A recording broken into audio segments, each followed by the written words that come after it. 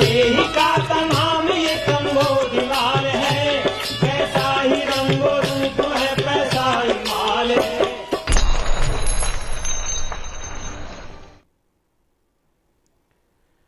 नमस्कार, मैं हूं शुभम शंकरधर। स्वागत है आपका मनी 9 की खास पेशकश मनी सेंट्रल में। दिन की सबसे बड़ी और सबसे जरूरी खबरों पर चर्चा करने के लिए हमारे साथ जुड़ गए हैं मनी 9 के एडिटर अंशुमान तिवारी जी। सर, बहुत स्वागत है आपका। और चर्चा शुरू करें उससे पहले देखिए आज के कार्यक्रम में खास क्या है। तो आज हम सबसे पहले चर्चा करेंगे बैंकों में रखी आपकी जमा पर। जी हां, यहां दिन पलटने लगे हैं। इसके बाद बात करेंगे पुरानी पेंशन योजना की, जीएसटी पर सरकार के असमंजस की और उस महायोगी की जो चला रहा था देश का सबसे बड़ा स्टॉक एक्सचेंज। बैंकों की जमा पर ब्याज दरें बढ़ने लगी हैं। रिजर्व बैंक की पॉलिसी समीक्षा के बाद HDFC bank, SBI, UCO bank समेत कई बैंकों ने 2 से 3 साल की एफडी पर ब्याज दरें बढ़ा दी हैं। एसबीआई ने 2 से 3 साल की एफडी पर 10 बेसिस पॉइंट और 2 से 5 साल की एफडी पर 15 बेसिस पॉइंट का इजाफा किया है। अंशुमान जी से समझते हैं कि सर, लंबे समय के बाद ब्याज दरें बढ़नी शुरू हुई हैं जमा पर। एक लंबा अरसा था, पिछले 2-2.5 साल से हम देख रहे थे लगातार ग्रोथ के नाम पर नीतिगत दरों को नीचे किया जाता था और इसकी वजह से जमा पर ब्याज दरें भी सिकुड़ती जा रही थी। लंबे समय के बाद जमा पर ब्याज दरें सुधरी हैं, एफडी पर ब्याज दरें सुधरी हैं। क्या संकेत है इसका?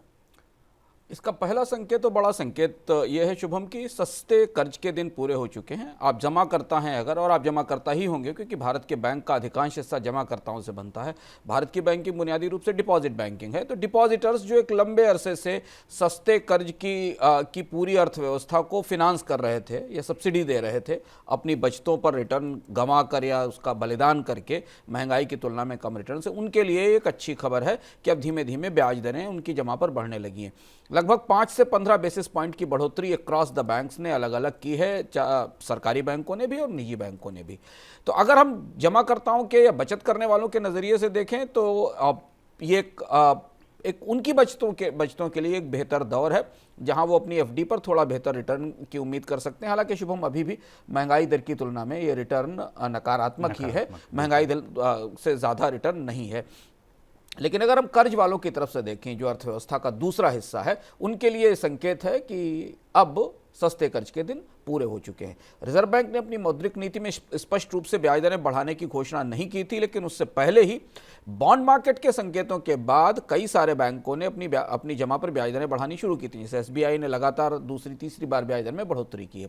और मौद्रिक पॉलिसी के बाद बैंकों के पास स्पष्ट रूप से उन्हें पता है कि अब इससे नीचे ब्याज दरें घटने की संभावना नहीं, तो जमा पर ब्याज दरें बढ़ाई जाए ताकि आगे कर्ज पर ब्याज दरें बढ़ाने की जमीन तैयार की जा सके।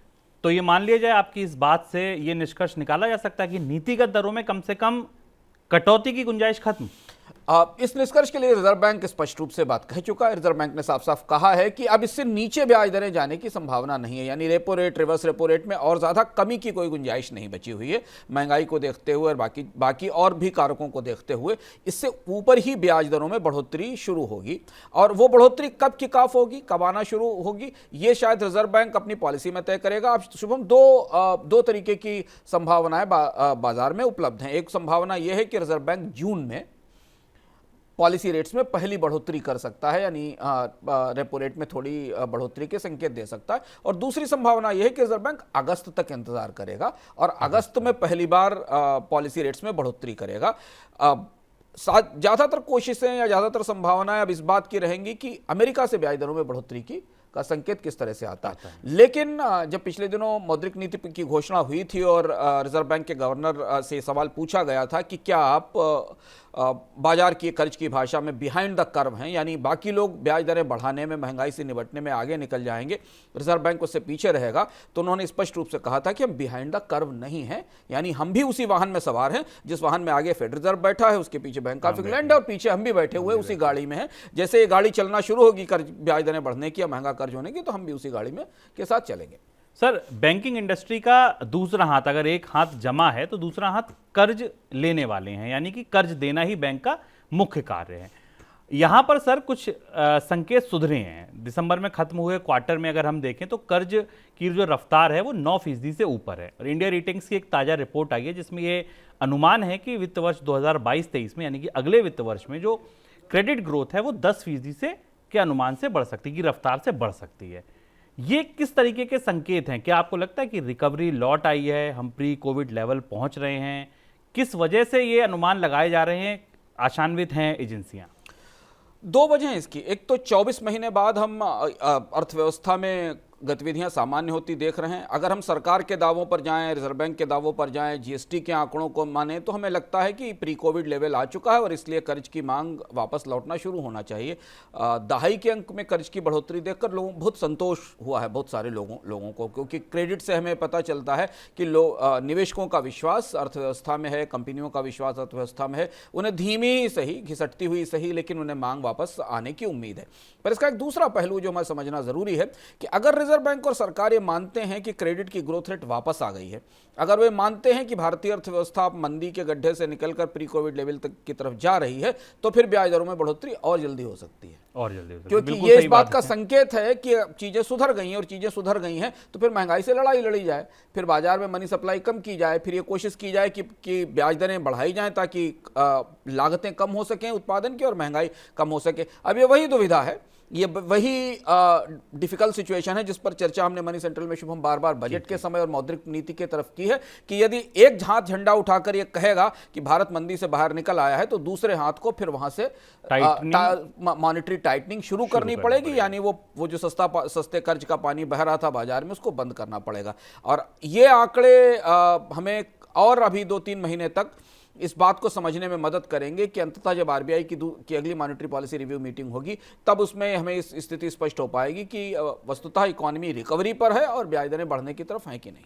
सर, आपने एक पुस्तक लिखी है उल्टी गिनती, उसमें आपने लिखा है कि भारत में केवल 13% लोग ऐसे हैं जो कर्ज लेते हैं, जबकि अगर आप देखें भारत में 80% लोग ऐसे हैं जो बैंकिंग से जुड़े हैं। ये सबसे ज्यादा अगर एक खराब खबर मानी जाए तो ब्याज लेने वाले कौन से पायदान पर बैठे लोगों के लिए माना जाए कि अगर अब ब्याज महंगा हो रहा है, कर्ज महंगा हो रहा है? जो होम लोन लेते हैं, जो कार लोन लेते हैं, या कोई और भी हैं? और भी हैं। अगर आप भारत में कर्ज का छोटा सा हिस्सा है, भारत की बैंकिंग मूलतः डिपॉजिट बैंकिंग है, पर अगर भारत में कर्ज का पिरामिड निकाला जाए और उस पिरामिड को ब्याज दरों के हिसाब से बनाया जाए, कर्ज लेने वालों के हिसाब से ना बनाया जाए, तो ब्याज दरों में बढ़ोतरी का सबसे ज्यादा नुकसान उन लोगों को होता है जिनकी साख सबसे कमजोर होती है, जिनकी क्रेडिट सबसे कम होती है, और इसके लिए सिविल स्कोर और बहुत सारे अन्य पैमाने लगाए जाते हैं। इसलिए जब भी हमें देखते हैं कि सरकार या आरबीआई ये कहती है कि ब्याज दरें सस्ती हो गई, कर्ज सस्ता हो गया, रेपो रेट घट गई, बैंकों ने अपने होम लोन या बाकी रेट घटा दिए, तो हमें अपने पेमेंट्स पर या लोगों के कर्ज पर बहुत बड़ा असर दिखाई नहीं देता। इसकी वजह है कि हमारे तक आने वाली कर्ज की ब्याज दर बहुत सारे पैमानों और फार्मूलों से घूम कर आती है, और इसलिए हम कभी भी उस ब्याज दर में कटौती का या रेपो रेट में कटौती का सीधा लाभ नहीं उठा पाते, जो सीधा लाभ उन कंपनियों को मिलता है जिनकी साख अच्छी होती है। तो आमतौर पर रेपो रेट में कमी के सबसे करीब होते हैं कॉर्पोरेट लोन्स, उन कंपनियों की जिनकी साख अच्छी होती। तो रेपो रेट के आसपास 1-2% के 3% के स्प्रेड वाले लोन्स का फायदा उन कंपनियों को होता है जो बैंकों की निगाह में बड़ी कंपनियां हैं, जिनसे अच्छे रिटर्न आने की उम्मीद है। और सबसे पीछे खड़े होते हैं वो लोग जो एनबीएफसी से कर्ज लेते हैं, जिनकी साख नहीं है, जिनके पास मॉर्टगेज नहीं है, जो सेल्फ एम्प्लॉयमेंट वाले लोग हैं, जो ट्रांसपोर्ट सेक्टर में काम कर रहे हैं। तो जब ब्याज दरें बढ़ना शुरू होती है ना शुभम, तो सबसे पहले नीचे जो खड़ा हुआ पर्सन है, जो सबसे पीछे है इस पूरे क्रेडिट के प्रोफाइल में या क्रेडिट की पाइपलाइन का जो आखिरी व्यक्ति है जिसे आमतौर पर सामान्य कंपनी को मिलने वाली ब्याज दर से दोगुने दर पर कर्ज मिलता है, क्योंकि उसकी साख और उसकी रेटिंग वो नहीं होती है, उससे ये बढ़ोतरी सबसे ज्यादा परेशान करती है। तो जो छोटे उद्यमी हैं, जो स्वरोजगारी हैं, जो आमतौर पर बैंकों से थोड़ा बहुत कर्ज लेकर अपना कारोबार शुरू करते हैं, उनके लिए आने वाले समय मुश्किल भरा होगा, क्योंकि उनकी कर्ज की लागत में बढ़ोतरी होगी, और वो ठीक उस समय होगी जब वो मंदी से बाहर निकलने की कोशिश कर रहे हैं और अपने कारोबार को दोबारा पटरी पर लाने की कोशिश कर रहे हैं। देखिए कितना अजीब इत्तेफाक है कि जब इकोनॉमी में रिकवरी की खबरें कि हम प्री कोविड लेवल पहुंच रहे हैं, 2-4 संकेत ऐसे मिलने शुरू हुए, तो उन लोगों के लिए जो सबसे ज्यादा स्वरोजगारी हैं, एमएसएमई हैं, जिनको रीढ़ माना जाता है अर्थव्यवस्था की, उनके लिए ये खराब खबरें भी आनी शुरू हो रही हैं। चलिए अब बढ़ते हैं अगली खबर की ओर, जो जुड़ी है पुरानी पेंशन बहाली से। पुरानी पेंशन बहाली का मुद्दा जो है वो फिर गर्म है। क्यों? क्योंकि राज्यों में चुनाव हैं। चुनाव होते ही ये मुद्दा इसलिए गर्म हो जाता है क्योंकि सरकारी कर्मचारियों में भी पॉलिटिकल पार्टीज को वोटरों का चेहरा दिखता है। सवाल ये है कि अगर पुरानी पेंशन बहाल की जा सकती है तो नई लागू ही क्यों हुई थी?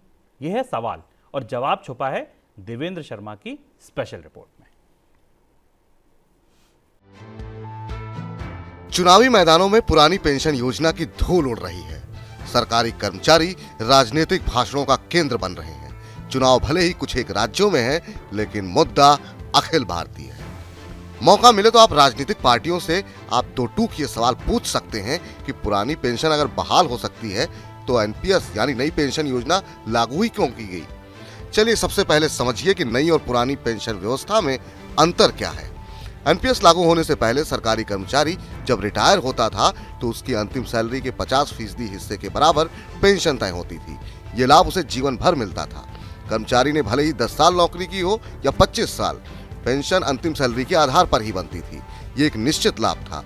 इसके लिए कर्मचारी की सैलरी से कोई कटौती नहीं होती थी, यानी पेंशन का बोझ राज्य सरकार के बजट पर पड़ता था। अब इस बोझ से जब बजट दबने लगे तो केंद्र सरकार ने 1 जनवरी 2004 को नई पेंशन स्कीम यानी एनपीएस लागू की थी। रक्षा क्षेत्र को छोड़कर सभी केंद्रीय कर्मचारी अब एनपीएस के दायरे में हैं। राज्यों को भी स्वैच्छिक रूप से एनपीएस को लागू करने के लिए कहा गया। पश्चिम बंगाल को छोड़कर सभी राज्य एनपीएस को लागू कर चुके हैं। एनपीएस में पेंशन की व्यवस्था करने का दायित्व कर्मचारियों पर भी है। इसमें राज्य सरकार के कर्मचारी के मूल वेतन और डीए का 10% हिस्सा कटता है। इतनी ही राशि राज्य सरकार भी देती है। हालांकि केंद्रीय कर्मियों के लिए सरकार 14% का योगदान करती है। ये राशि कर्मचारी के एनपीएस अकाउंट में निवेश की जाती है। रिटायरमेंट के समय 60% रकम एक मुश्त निकाल सकते हैं। बाकी 40% राशि से बीमा कंपनी से एन्युटी खरीदी जाती है। इसी रकम के आधार पर पेंशन तय होती है। मौजूदा व्यवस्था में रिटायर होने से पहले किसी भी कर्मचारी को ये पता नहीं होता कि आखिर उसे कितनी पेंशन मिलती है। अब जरा समझिए कि इसके विरोध की वजह क्या है। पुरानी व्यवस्था में कर्मचारियों के लिए जीपीएफ की सुविधा है। जब भी कोई कर्मचारी रिटायर होता है तो उसे मोटी रकम मिलती है। नई पेंशन में जीपीएफ का विकल्प नहीं है। पुरानी पेंशन के लिए कर्मचारी की पेंशन के लिए वेतन में से कोई कटौती नहीं होती। अब वेतन से प्रतिमाह 10% की कटौती की जा रही है। एनपीएस एक तरह से म्यूचुअल फंड की योजना है। इसमें रिटर्न की कोई गारंटी नहीं है। जाहिर है पेंशन कितनी मिलेगी ये शेयर बाजार के प्रदर्शन और बीमा कंपनी पर निर्भर है। पुरानी व्यवस्था में पेंशन का भुगतान सरकारी खजाने से किया जाता है। इसमें पेंशन पाने वाले को हर 6 माह बाद महंगाई भत्ता तथा वेतन आयोग का लाभ मिलता है। ओपीएस में रिटायरमेंट के समय 20 लाख रुपए तक की ग्रेच्युटी मिलती है। अगर किसी कर्मचारी की सेवा के दौरान मौत हो जाती है तो ओपीएस में फैमिली पेंशन का प्रावधान है। एनपीएस में सेवा के दौरान मृत्यु होने पर फैमिली पेंशन का प्रावधान तो है, लेकिन एनपीएस खाते में जमा रकम सरकार जब्त कर लेती है। पुरानी व्यवस्था में रिटायरमेंट के समय 40% पेंशन कम्यूटेशन का प्रावधान है, यानी कर्मचारी 40% पेंशन बेचकर एक मुश्त रकम ले सकता है। ओपीएस में स्वास्थ्य सुविधाओं का लाभ मिलता है, जबकि एनपीएस में इस तरह का कोई प्रावधान नहीं है। अब जरा इस बात पर नजर डाल लेते हैं कि ओपीएस बहाली की कितनी गुंजाइश है। चुनावी वादों पर आप फिदा हो जाएं, उससे पहले ये तथ्य जान लीजिए कि केंद्र और राज्य सरकारों के बजटों पर बढ़ते बोझ के कारण ही पेंशन की व्यवस्था लागू की गई थी। केयर रेटिंग की रिपोर्ट साल 2018-19 के आंकड़े पढ़कर बताती है कि सरकारी कर्मचारियों के वेतन पर कुल खर्च करीब 3.23 लाख करोड़ रुपए का है, जो कुल बजट खर्च के 13% के बराबर है। पेंशन पर कुल खर्च 2.77 लाख करोड़ रुपए का है, जो बजट के 11% के बराबर है। पेंशन का बिल पहले ही वेतन बिल के 86% के बराबर पहुंच चुका है और जल्द ही इसे पार करने की आशंका है। राज्यों के बजट भी बुरी तरह रिस रहे हैं। उत्तर प्रदेश अपने सालाना बजट का 24% हिस्सा वेतन और पेंशन पर खर्च कर रहा है। राजस्थान का ये खर्च 34 और महाराष्ट्र का 31% से ज्यादा है। हिमाचल प्रदेश का ये खर्च तो बजट के 50% से ऊपर पहुंच गया है। तो सरकारी कर्मचारी वोटर बनकर लाइन में खड़े हैं। यही कारण है कि बजट का ये हाल जानकर भी पार्टियां चुनावी गुब्बारे उड़ा रही हैं। सर, मुद्दा पुराना है लेकिन नए तरीके से फिर पेश किया जा रहा है और राजनीतिक पार्टियां कह रही हैं आप बस हमको सत्ता दीजिए और हम आपकी पुरानी पेंशन बहाल कर देंगे। राज्यों के बजट सर वाकई रिस रहे हैं। हिमाचल देखिए 50% बजट का, उत्तर प्रदेश राजस्थान 34%।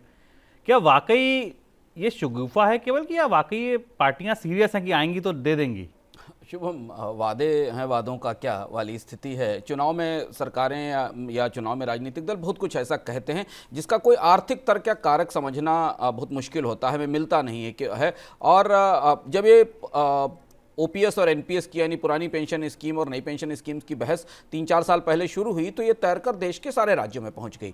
कुछ एक विधानसभा में इस पर यह भी कहा गया, ये तर्क दिया गया कि जब विधायकों और सांसदों को पुरानी व्यवस्था के तहत पेंशन मिलती तो कर्मचारियों को क्यों नहीं मिलनी चाहिए, इस तरीके के तर्क दिए जा रहे हैं। और अगर भारत में बहुत सारी चीज़ों पर खेमे दोनों तरफ है और दोनों के पास मजबूत तर्क हैं। है। ओपीएस और एनपीएस पर भी दोनों तरफ खड़े हुए लोगों के पास मजबूत तर्क हैं और जिन्हें इस रिपोर्ट में विस्तार से बताया गया है। फर्क समझना यह जरूरी है कि सरकार ने आखिर पुरानी पेंशन स्कीम खत्म क्यों की थी और नई पेंशन स्कीम शुरू क्यों की थी। पुरानी पेंशन स्कीम डिफाइंड बेनिफिट्स की स्कीम थी जिसमें आपके बेनिफिट्स डिफाइंड थे। पेंशन की प्रणाली दो तरह से चलती है, एक पेंशन की प्रणाली होती है डिफाइंड बेनिफिट्स की। आमतौर पर सरकारें अपने कर्मचारियों के लिए कुछ डिफाइंड बेनिफिट्स तय करती हैं जो रिटायरमेंट के बाद उन्हें मिलते हैं। ओपीएस में वो सारे के सारे बेनिफिट्स दिए जाते थे। सरकारों का पेंशन बिल फूल कर इतना बड़ा हो गया। अब पेंशन बिल बड़ा होने की वजह सरकार के अपने बजट के मिसमैनेजमेंट भी थे। सरकारों ने अपने खर्च और बजटों को सही ढंग से संयोजित नहीं किया और उसका नतीजा यह हुआ कि जब पेंशन पे दे पाने की संभावना समाप्त हुई तो सरकार ने एक दूसरा मॉडल अपनाया जिसको कॉन्ट्रीब्यूटरी पेंशन कहते हैं, जो अभी है और जो एनपीएस है। और ये दोनों चीजों को समझना जरूरी है। और इसे जब लाया गया 2004 के बाद इसे लागू किया गया था तो पूरे देश के सारे राज्य सरकारों के पेंशन बिल बुरी तरह बढ़ चुके थे और इसलिए सारे लोगों ने इन्हें स्वीकार किया। कोई एक राज्य सरकार क्या ऐसा कर पाएगी कि वो डिफाइंड बेनिफिट्स पर वापस चली जाए कंट्रीब्यूटरी बेनिफिट से खत्म होके? कि इसमें पीछे लौटने का रास्ता शायद बंद है क्योंकि पीछे जाना मुश्किल है। ये पेंशन की प्रणाली है जो पिछली तारीखों से लागू हुई है और भविष्य के स्तर तक लागू रहेगी। सरकारों की दुविधा यह है कि वो अक्सर चुनावों से पहले कुछ ऐसी बातें बोल देती हैं जिन्हें उनके खजाने और उनकी तैयारियां सपोर्ट नहीं करते हैं। तो अब यह देखना है कि जो सरकार सत्ता में आएगी वो क्या करेगी इस पेंशन के वादे का, क्योंकि बजट इसको कहीं से सपोर्ट नहीं करते। केंद्र सरकार ने जब ये बहस चली थी तो एक नोट बनाया था वित्त मंत्रालय ने जो उस दौरान चर्चा में आया था, जिसमें उसने स्पष्ट रूप से राज्य सरकारों को, राजनीतिक दलों को और सबको बता दिया था कि केंद्र सरकार के पास ऐसी कोई संभावना नहीं है कि वो पुरानी पेंशन स्कीम की तरफ वापस जाएगी क्योंकि न्यू पेंशन स्कीम एस्टेब्लिश हो चुकी है। उसमें रिटर्न्स भी अब थोड़े बहुत बेहतर आने लगे हैं पिछले दिनों में, इसलिए पीछे जाने की कोई गुंजाइश नहीं। तो कोई राज्य सरकार अलग से अपनी ओल्ड पेंशन स्कीम लाना चाहेगी तो ये देखने वाली बात होगी कि उसका फिनांस कैसे करेगी। सर ये बात आपकी बिल्कुल समझ आ गई मुझे कि पीछे लौटने का रास्ता वाकई बहुत मुश्किल है, बंदी हो चुका है ये मान ले। कुछ कर सकती है सरकार, क्या कर सकती है? कर सकती है सरकार और उनको करना भी चाहिए। अगर हम पूरी बहस को अलग तरीके से समझने की कोशिश करें शुभम की, कोविड के दौरान यूरोप और अमेरिका के और एशिया के कई सारे देशों ने अपने कर्मचारियों के लिए, सरकारी कर्मचारी, गैर सरकारी कर्मचारियों के पेंशन बेनिफिट्स की जिम्मेदारी अपने सर पर ली, उन्हें पेचेक प्रोटेक्शन दिए, उनको अनएम्प्लॉयमेंट बेनिफिट्स दिए बचाने के लिए। तो जो वो सरकारें कर सकती हैं तो सरकारी भारत में भी कुछ कर सकती हैं। पहली चीज जिसकी संभावना राज्य सरकारें कर सकती हैं कि वो अपना कॉन्ट्रीब्यूशन इस स्कीम में बढ़ा सकती हैं। अभी 14% का कॉन्ट्रीब्यूशन केंद्र सरकार के कर्मचारियों के लिए केंद्र सरकार करती है और राज्य सरकारें 10% के आसपास का कॉन्ट्रीब्यूशन अपने कर्मचारियों के लिए करती हैं। तो अगर राज्य सरकार इसमें 4% का कंट्रीब्यूशन भी बढ़ाते हैं, हालांकि बहुत बड़ी राशि होगी, वो भी छोटी राशि नहीं होगी 4% का कंट्रीब्यूशन, लेकिन वो ये कर सकती हैं कि इसमें कंट्रीब्यूशन बढ़ाते हैं और उस कंट्रीब्यूशन बढ़ाने से शायद कर्मचारियों को मिलने वाले जो बेनिफिट्स हैं उन्हें लाया जा सके। पेंशन स्कीम पर कर्मचारियों से बात करके उनके एक्सपीरियंसेस से, उनके तजुर्बों के आधार पर, क्योंकि हमारे यहाँ ज्यादातर स्कीमें या सरकारी फैसले स्टेक होल्डर से बातचीत के साथ नहीं होते।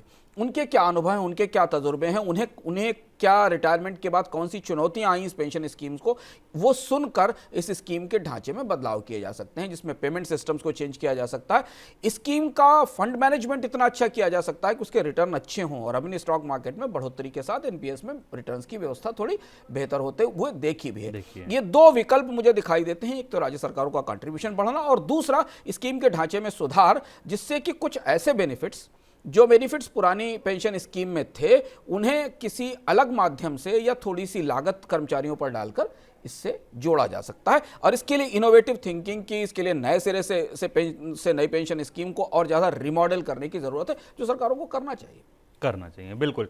तो अगर आप कर्मचारी हैं सरकारी और लामबंदी कर रहे हैं तो भी ये आप सुन लीजिए कि सरकार के बजटों की हालत क्या है और आप जो मांग कर रहे हैं उस सरकार किस हद तक पूरा कर सकती है।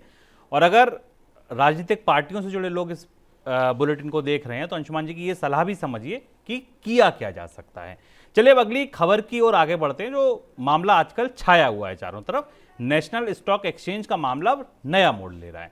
सेबी की रिपोर्ट के बाद अब कई जांच एजेंसियां सक्रिय हो गई। गुरुवार को इनकम टैक्स डिपार्टमेंट ने एनएससी की पूर्व मैनेजिंग डायरेक्टर और सीईओ चित्रा रामकृष्णा और पूर्व सीईओ आनंद सुब्रमण्यम के मुंबई और चेन्नई ठिकानों पर छापे मारे। सर, अब सीबीआई भी सक्रिय हो गई है, क्या आपको लगता है कि ये जो पूरा मामला है अब ये किस और मोड़ ले रहा है? अचानक ये सारी एजेंसियां क्यों सक्रिय हो गई?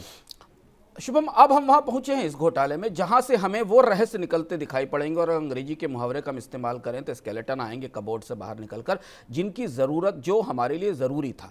आप इस घोटाले के तार या चित्राराम कृष्ण के बैड कॉर्पोरेट गवर्नेंस के, या ये जो योगी का पूरा शिगुफा जिस पर हम आगे बात करेंगे, जिस पर चर्चा हो रही, ये जहां से जुड़ते हैं वह वो मामला दुनिया के किसी भी स्टॉक एक्सचेंज के लिए, दुनिया की किसी भी अर्थव्यवस्था के लिए सबसे ज्यादा भयानक हो सकता था।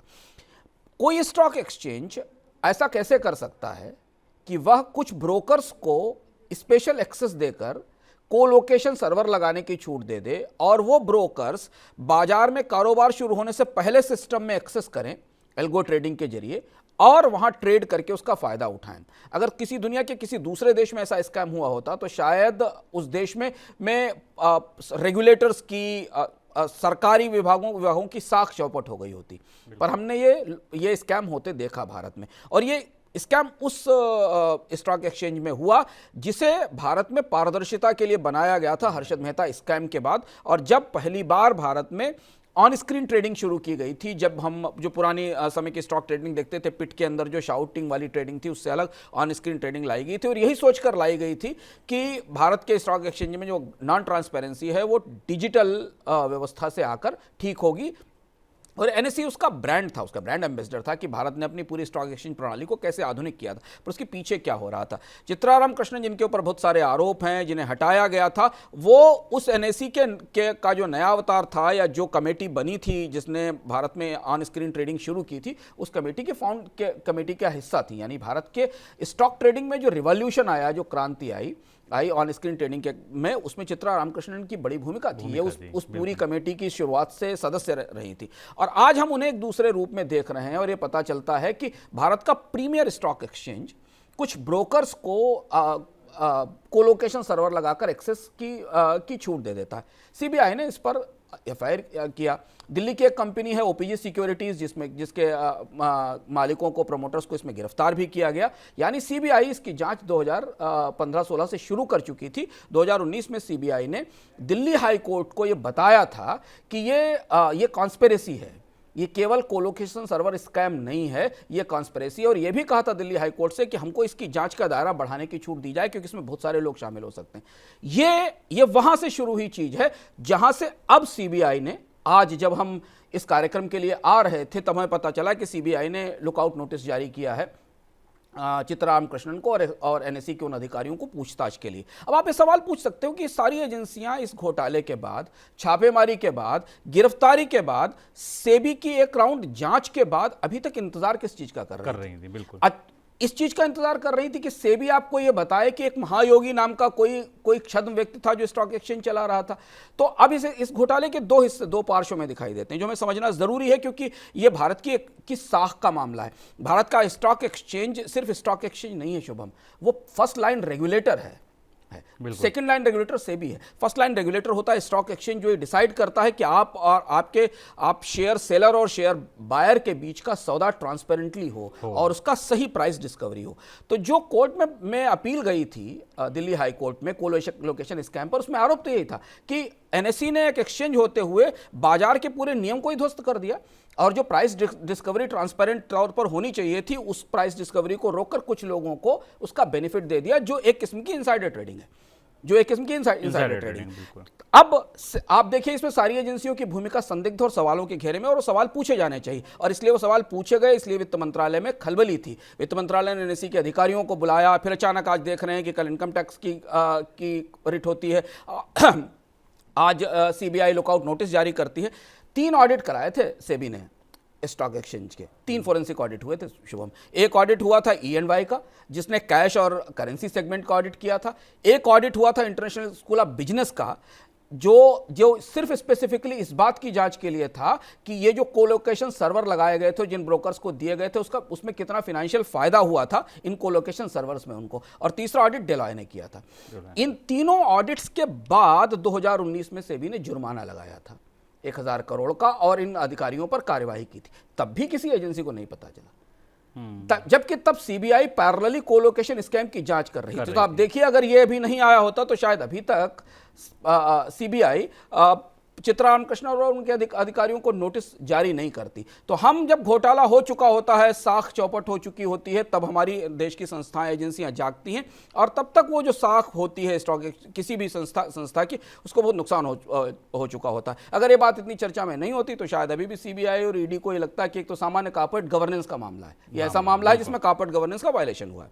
बिल्कुल, और आज ये खबर जरूर चर्चा में है चारों तरफ, लेकिन हमने इस पर विस्तृत चर्चा 4 एपिसोड पहले मनी सेंट्रल में भी की थी। सर, अगला सवाल उन योगी का क्या हुआ, वो जो जिनके इर्द गिर्द ये पूरा मामला शुरू हुआ था, शिरोमणि और परमहंस, उनका क्या हुआ, वो अब कहाँ हैं?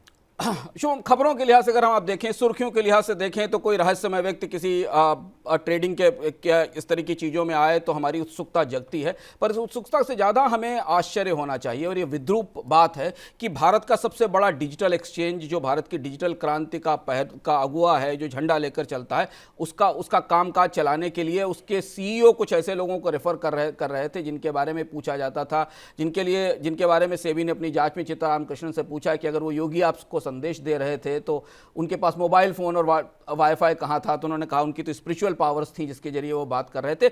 आपको देखकर ये हास्यास्पद लगेगा और बहुत ही विद्रूप सा समझ में आएगा कि भारत का स्टॉक एक्सचेंज था या इस तरह से चलाया जा रहा था। वो जिस रहस्यमय व्यक्ति का, इस अननोन पर्सन का जिक्र इस सेबी की रिपोर्ट में, सेबी की जांच रिपोर्ट में किया गया है, उसमें 2 नाम उभरकर सामने आ रहे हैं। अभी तक ये माना जा रहा था कि आनंद सुब्रमण्यम जो सीईओ थे और जिन्होंने जिनको अपॉइंट किया गया था वो हो सकते हैं, पर एक नाम और आया निकल कर, अलग अलग रिपोर्ट्स में जो निकल कर आ रहा है, वो नाम आया है चेन्नई के किसी एक स्पिरिचुअल गुरु का।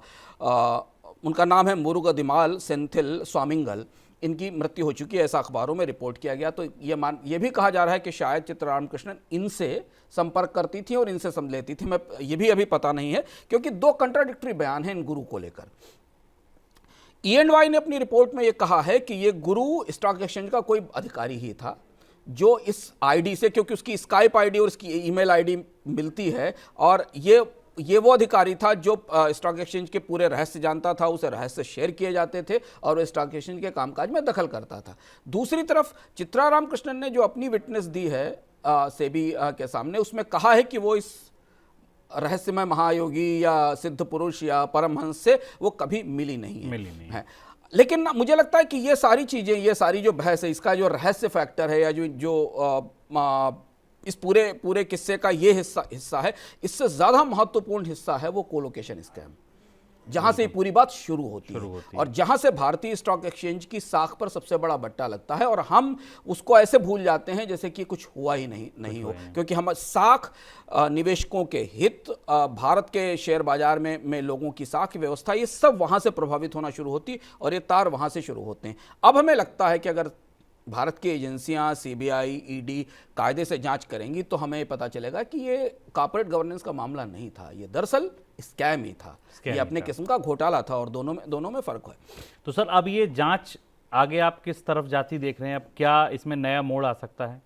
2 संभावनाएं दिखती हैं। कॉर्पोरेट गवर्नेंस के घोटाले में तो दोषी पा लिया गया, कॉर्पोरेट गवर्नेंस के वायलेशन में सेबी के अधिकार में जो आता था उस हिसाब से सेबी ने जुर्माना लगा दिया, सेबी ने अपनी तरफ से सजा सुना दी। अब जब इनकम टैक्स, सीबीआई और ईडी इसमें प्रवेश करेंगे तब हमें पता चलेगा कि क्या ये कोई फाइनेंशियल स्कैम भी था, क्या अब स्टॉक एक्सचेंज से कुछ पैसा निकाला गया था, इनसाइडर ट्रेडिंग के जरिए कुछ फंड ट्रांसफर हुए थे, कोलोकेशन सर्वर देने के लिए क्या स्टॉक एक्सचेंज के मैनेजमेंट ने कोई पैसा लिया था, ये तार हमारे सामने अभी तक स्पष्ट नहीं है।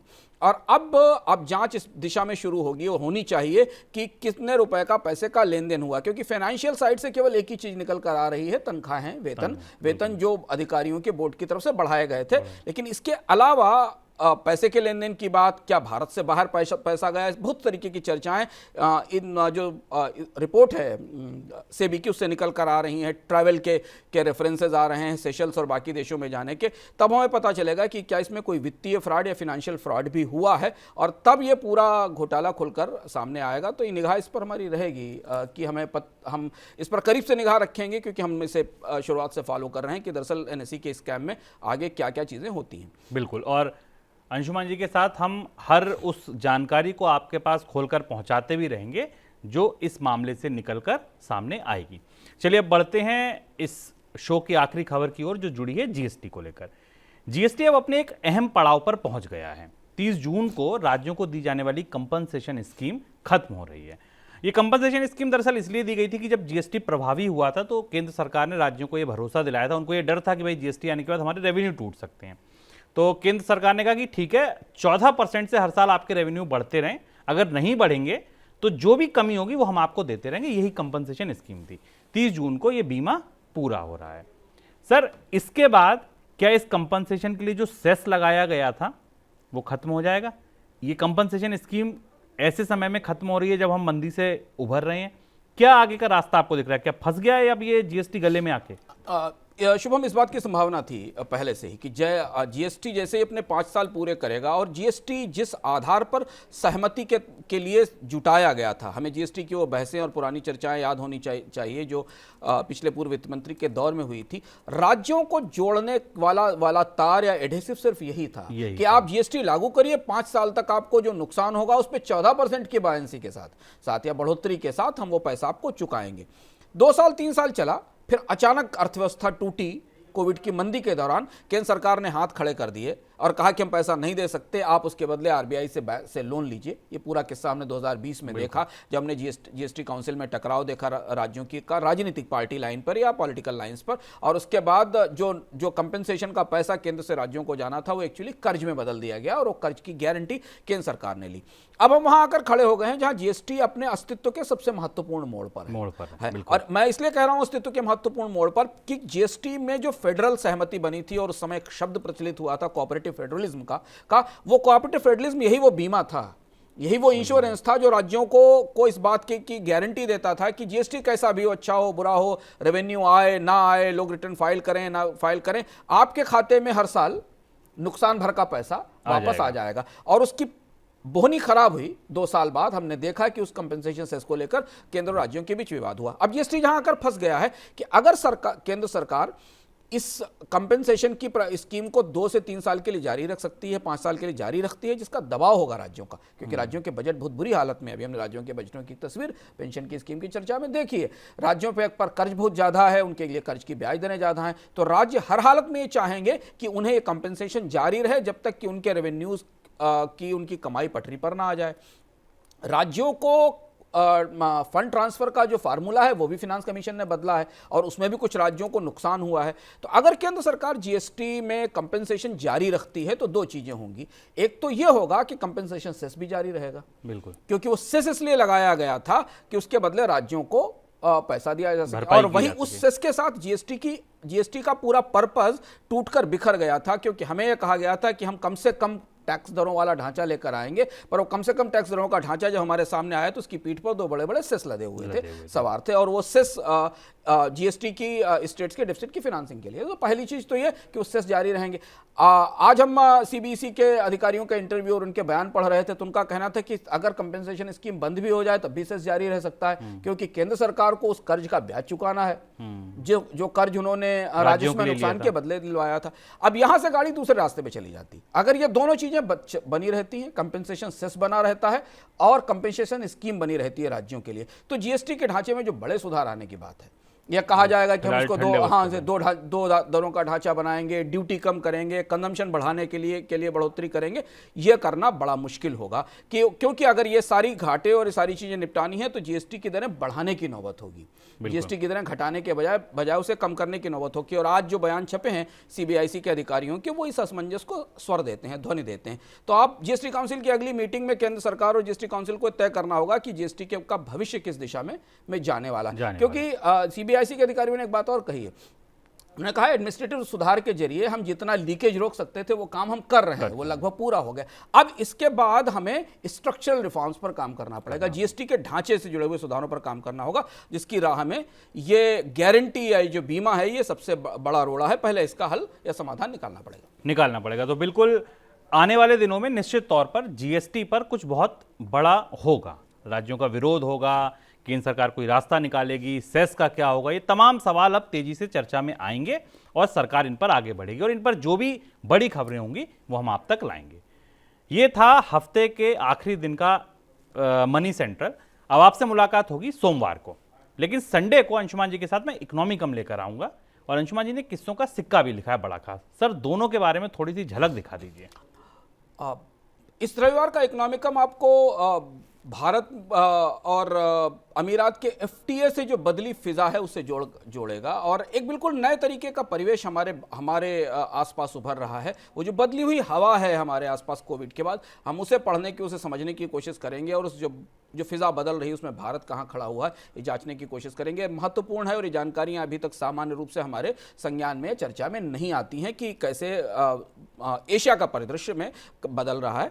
और किस्सों के सिक्के में हम बात करेंगे अमेरिका की बहुत ही दिलचस्प ऐतिहासिक बैंक वार की, जहां 2 बार केंद्रीय बैंक बनाकर बंद कर दिया गया और कैसे वहां के राष्ट्रपति केंद्रीय बैंक बनाने के अगेंस्ट थे। अभी हमारी निगाहें जिस फेडरल रिजर्व पर हैं, जहां से ब्याज दरों में बढ़ोतरी का ऐलान होना है, उसका इतिहास, उसका अतीत किसी एक्शन ड्रामा वाली सनसनीखेज फिल्म जैसा रोचक है। किस्सों के सिक्के में हम इस पर बात करेंगे।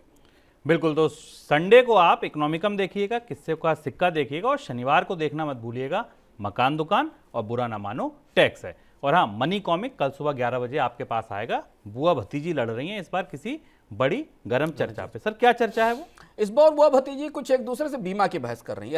एलआईसी सबके दिमाग में घूम रहा है, आईपीओ। तो बुआ और भतीजी एक दूसरे को समझाने की कोशिश कर रही हैं कि अच्छा बीमा क्या होता है, बीमा कैसे लिया जाए। आप भी देखिएगा इस मनी कॉमिक की इस दिलचस्प बहस को। चलिए, तो यानी कि आपका सैटरडे संडे पूरा पैक है मनी 9 के साथ। मंडे को मैं फिर मिलूंगा आपसे मनी सेंट्रल में अंशुमान जी के साथ। तब तक दीजिए इजाजत, नमस्कार। ऐसे ही का तमाम ये कमोदिवार है, कैसा ही रंगो रूप है, पैसा ही माल है।